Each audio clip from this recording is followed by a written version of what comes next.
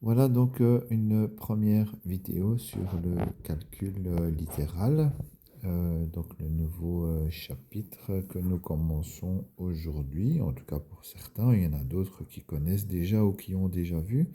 Et donc dans ce chapitre calcul littéral, comme dans le premier chapitre avec les nombres négatifs, on va séparer l'addition et la soustraction, elles vont ensemble et on va les séparer des règles de la multiplication. Hein. Donc, c'est deux choses différentes et on doit bien faire la séparation entre les deux.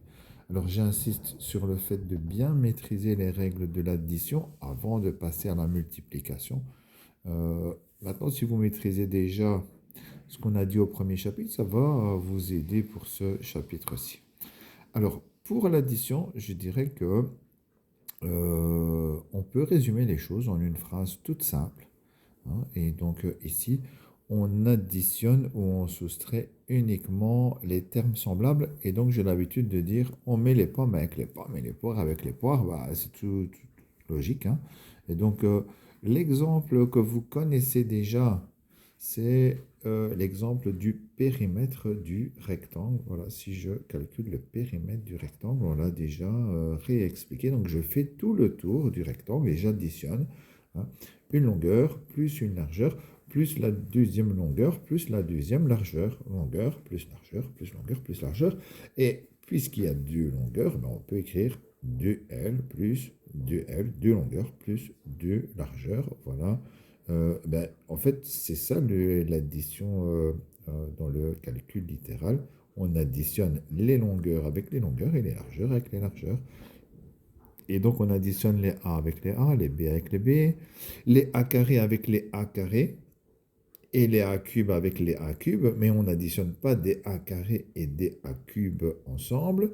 On pourrait même aller plus loin, des A2B3 et des A3B2. Hein, ça ressemble assez fort, il y a des A et des B, etc. Mais voilà, le premier terme, c'est des A2B3 et le deuxième terme, c'est des A3B2. Eh bien, on ne peut pas les additionner. On n'additionne pas des pommes avec des poires. Et donc là, hein, tout comme dans le périmètre du rectangle, on a à assembler les longueurs ensemble et les largeurs ensemble, mais après, on ne sait pas additionner des pommes et des poires. La réponse finale, elle restera comme ça. Hein. Et donc ici, on va faire rapidement les exemples ensemble. J'écrirai par la suite, hein, je vais le faire oralement. 3A plus 2A, bah, ça fait 5A. A plus A, sous-entendu, on ne l'écrit pas. Bah, au début, vous pouvez à la limite l'écrire, mais normalement, on ne l'écrit pas. Mais c'est 1A plus 1A. Et donc, ça fait 2A. A moins A, 1A moins 1A, ben, 0. Hein. Et donc 0, il n'y a rien. On n'écrit pas 0A, on écrit 0 tout simplement.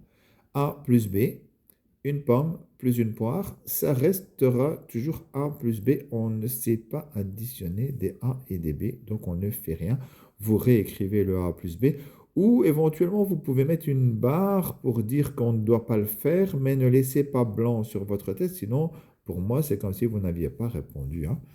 Euh, A plus 2B plus A moins B, on doit mettre les A ensemble, donc A plus A, ça fera 2A, et 2B moins 1B, ça fera plus 1B. Donc celle-ci, je vais l'écrire. Hein, ça fait 2A plus B.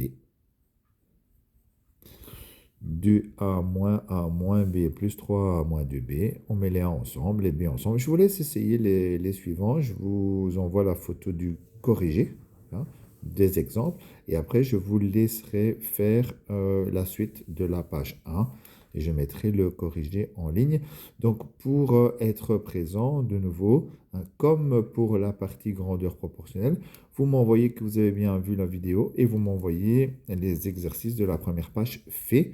C'est pas moi qui vais les corriger, vous allez corriger avec le corrigé que je vais vous envoyer, mais vous m'envoyez votre travail pour prouver que vous étiez présent et que vous avez bien fait le travail. Voilà, je vous envoie une deuxième et puis peut-être une troisième vidéo pour la suite.